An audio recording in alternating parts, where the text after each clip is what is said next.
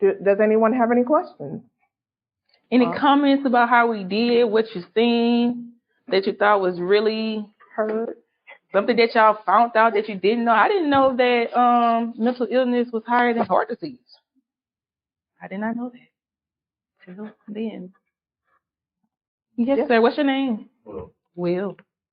I guess I'm like heavily critical of everything, so like don't judge me too hard. But I sometimes get like put off whenever like medication is pushed like to the fore of like that's the answer. And I mean I've loved a relationship with it, so I'm like totally used medication before, but it's kind of like also I don't always like when it's like that's thought of as like the answer. The only answer. And think of like natural like alternatives. Yeah. And I don't know. I wish that it wasn't kind of felt like that was what it like. What was? Oh, this is going to cure you. Like, and you have to know yourself, and you recognize certain things like, okay, a certain medication makes me feel a certain way. You know, I remember, and this is not my mental, but my physical. A doctor gave me medicine, and I told them, hey, this medicine is causing other issues, and he said, oh no. I said, okay, listen, either you're going to take me off it, or I'm just not going to take it. So which one is it going to be? And so I didn't take it. And then I went back a few days later. She checked me and I told her I wasn't taking it. And my issue had been resolved. So you know your body. So, you know, sometimes medication is good. And I will never tell anyone don't take medication because sometimes we do need certain medication. But you also know your body and know when certain feelings aren't happening. And you just have to speak out about it. You know, let a doctor know, because sometimes they have to go through different medications to get you to that one, just like that therapist, right? You know, you may have to go through a couple of them until you find that right one. And sometimes medication just may not be your thing. But if you can cope and find those other coping strategies to not take the medication, then I think you would be fine. Anyone else? I did like the video. Yeah. The structure is really great. Thank you. Not entertained, but engaged. Just engage. You got you. Okay. We're gonna thank NAMI National for that one.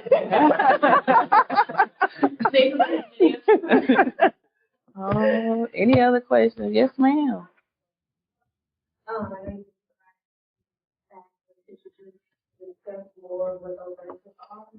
Yeah, so here in Louisiana, we offer support groups and educational classes throughout the whole entire state.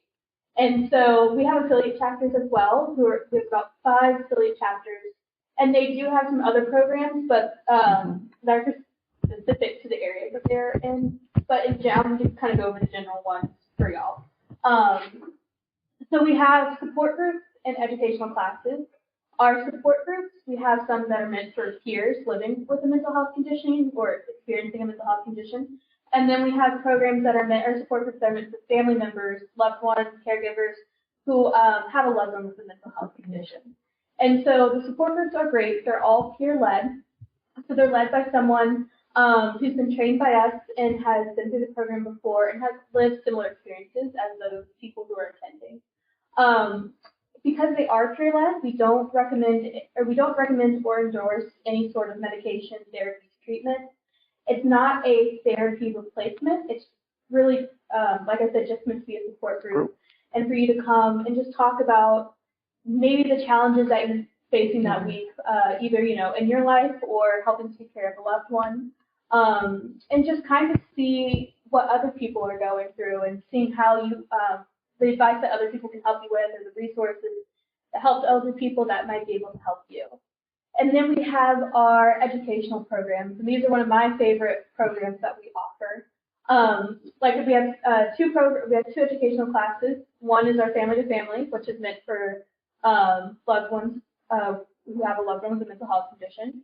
And then we have our Peer-to-Peer, which is meant for peers living with a mental health condition. And both programs are designed to help provide a good basic understanding of mental health. And so both similar setups in each program. You're going to be learning about the various mental health conditions and how they can affect the brain. You're going to be learning about how to manage your stress, how to deal with certain people who are in certain crisis situations, In the family-to-family class, you're going to learn how to advocate for your loved one throughout different life settings, and then you're also going to learn how to help take care of yourself as well, and how to have a conversation and how to just discuss certain topics without always ending up in like an argument.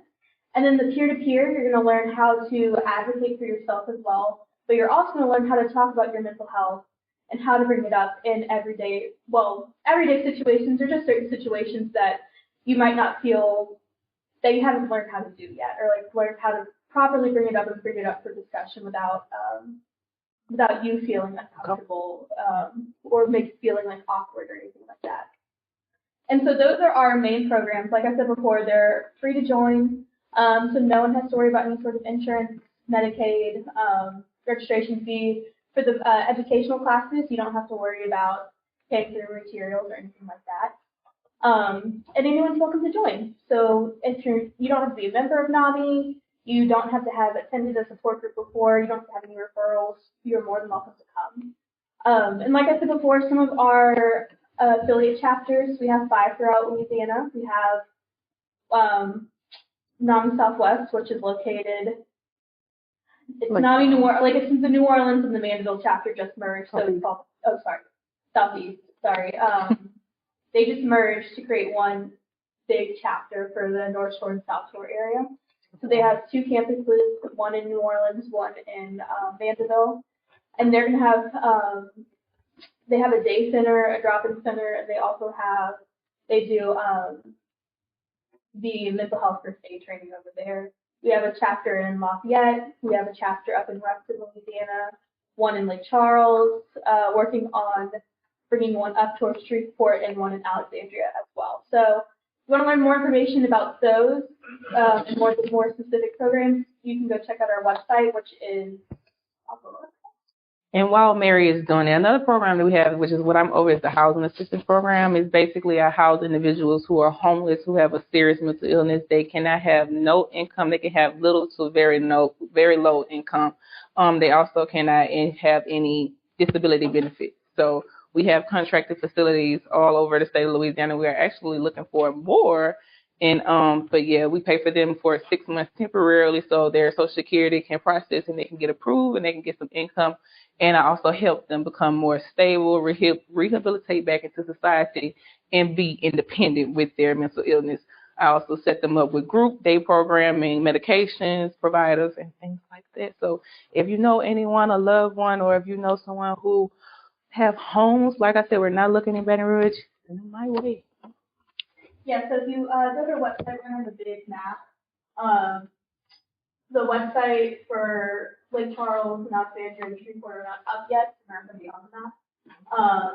But you can just click on, it'll show you parishes, and then it'll bring you to their homepage as well.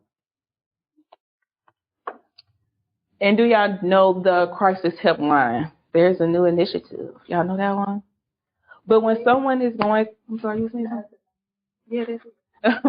But it's 988. Like we have 911, we have 988. So please tell your friends, if family, if someone is having a mental health crisis, they're having a moment, and police, ambulance, we all know they can't respond to something like that when someone's having a panic attack. Let's use them for something more needy. So now we have a more specific line for that, and it is 988. Also, as of we learned this morning. There are now going to be signs that are going to be like attached to like the stop signs and stuff that have the 988 number, and we saw them on government, by the interstate. We saw 4 this morning. So over there by government and interstate. So those numbers will be out to help people remember.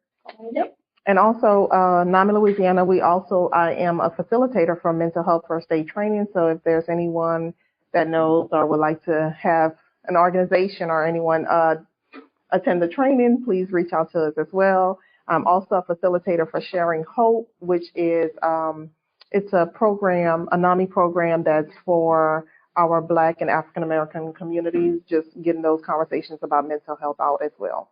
And also, we're also working on bringing NAMI Ending the Silence presentation to Baton Rouge right now. It is the same thing as this, but just designed for youth and young adults. So instead of hearing The adults. yeah, from two adults, from the adult perspective, you're going to be hearing from a young adult who's had experience with mental health in their youth, and then from an older adult, like a parent, grandparent, teacher, just anyone in that youth field or has experienced youth mental health from a caregiving perspective.